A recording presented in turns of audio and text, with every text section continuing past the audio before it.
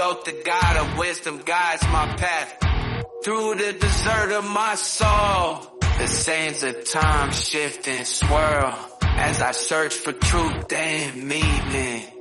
Marked by the eye of Horus, I see the secrets of ancient Egypt. The pyramids hold the key to unlocking my inner power. I am a mystic, a shaman of the unknown. I dance between worlds, I am not alone. With every step I awaken my soul and embrace the power within me. I dive deep into the unknown and discover my true purpose. The spirits of my ancestors guide my way as I journey through the stars. I am connected to all that is, and my heart sings with all belong.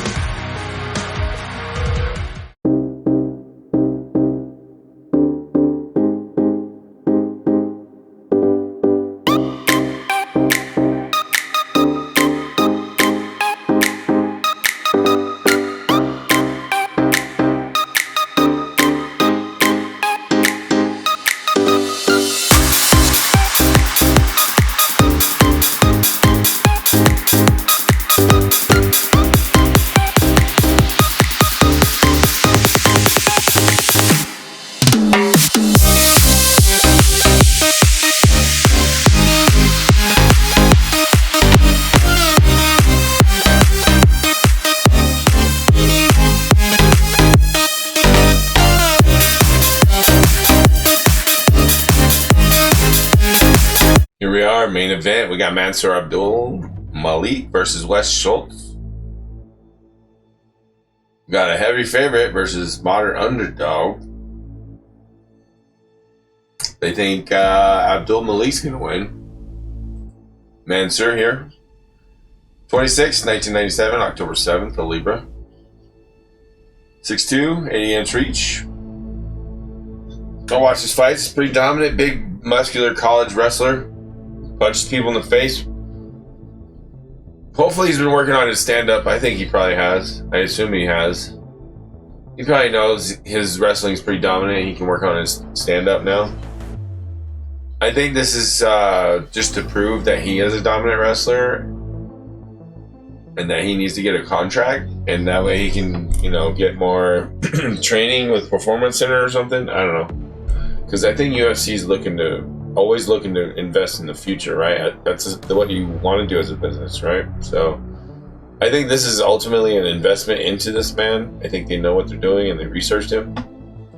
Wes is a good competition for him. They knew they needed a good competition in wrestling for him, so they brought this guy in. All right, he's 28, 1996, August 9th, Leo. 6'2", 76-inch reach from Wisconsin. He's got some threats, but his competition isn't the greatest. He did beat John here, but this man is just so much stronger and powerful and dominant. Like, this is kind of like almost a Brock Lesnar situation, but not quite. It's not heavyweight is the thing. What is it again? The middleweight, I think?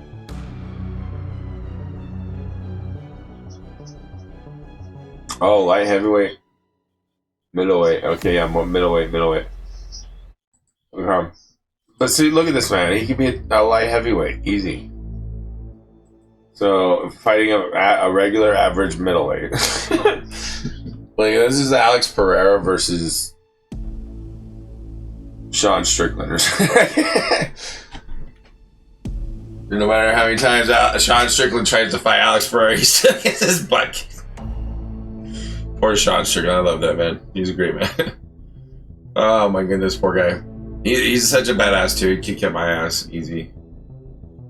But anyways, not about him. This is about these two gentlemen here, right? All right, these two gentlemen, they're gonna go at it. So let's get into the stuff you came here for.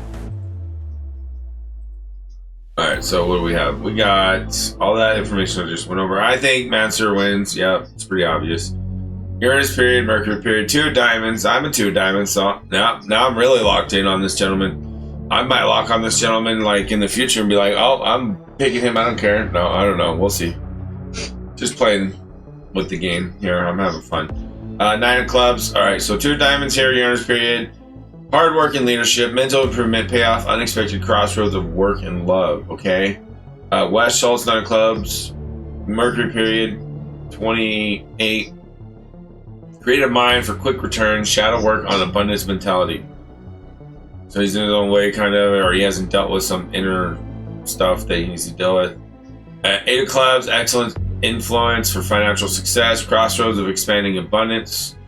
2 of hearts, sudden or unexpected changes, advanced thinking, and ahead of the time. So he might show off a little bit and show some, oh wow, that was pretty good, that was impressive moments, you know what I mean? But this doesn't mean he's gonna win, but you know what I mean? Like he can show like potential, hidden potential or something like that.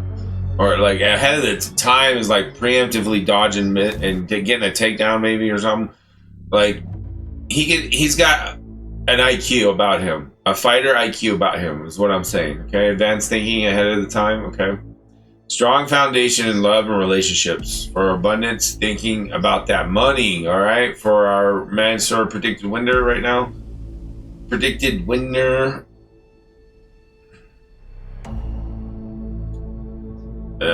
Excellent influence for financial success, crossroads of expanding abundance at the end. Strong foundation in love and relationships for abundance, think about the money. Curious and restless deep dive of self ruled by mature masculine love. Okay, that's what he's going through. He's probably going to get tempted by Sin City situation, maybe. I don't know. That's what I'm suspecting. Purpose finding and fated year. Blessed ending for Mansur. And our gentleman here, Wes Schultz, has nothing. All right, nothing special this year for him on the big picture of the year or his life. Okay, the only thing about long range here for him in this year is curious and restless deep dive of self, ruled by mature masculine love. Okay, so he's probably a little bit of a player, maybe, or a ladies' man. He looks like he might be.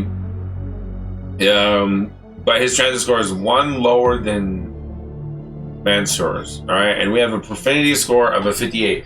So what I'm thinking here is round 2 or 3, Mansur gets a finish, or it goes to decision, and he gets it 3-0, or maybe 2-1.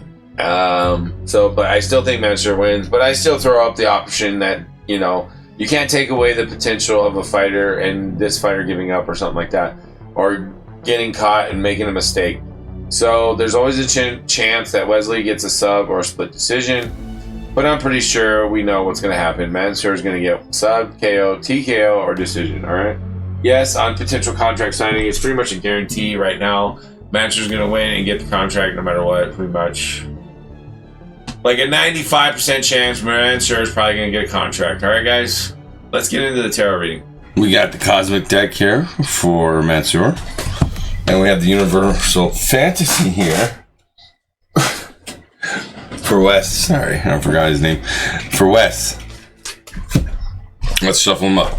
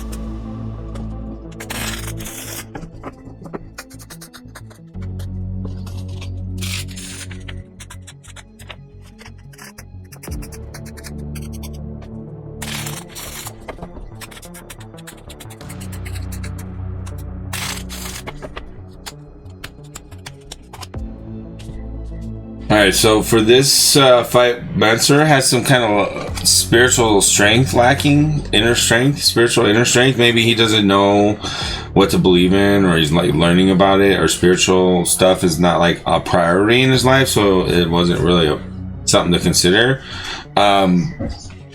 He has the Prince of Wands in reverse in his emotions.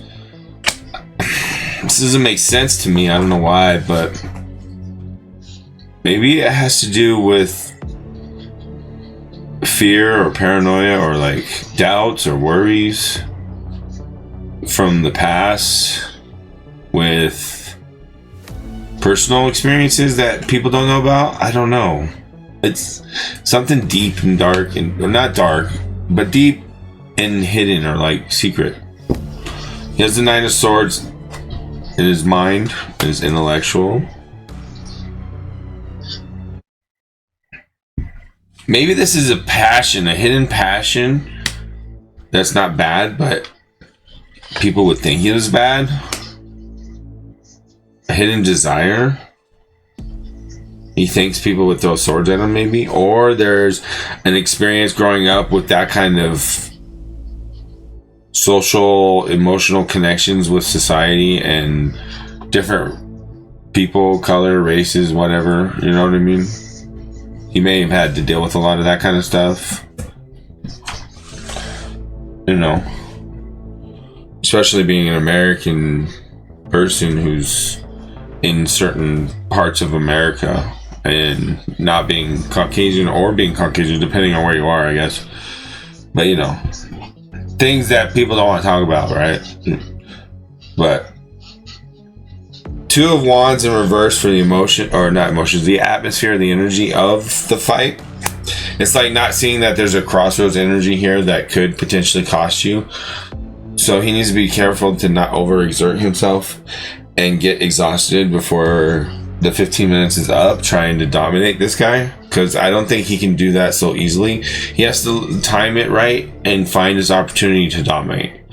This isn't I'm just gonna go out and dominate this fool like he's some little brother of mine. Okay, this guy's got some spunk, he's got some creative thoughts in him, he's got some potential foresight, he can see the future a little bit, but not exactly that. And I don't mean like exactly the future, like he can win the lottery or something. I mean like 3 seconds. He can see the next 3 seconds future.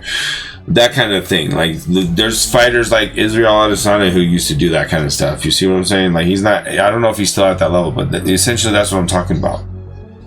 We'll get into that after all these predictions here.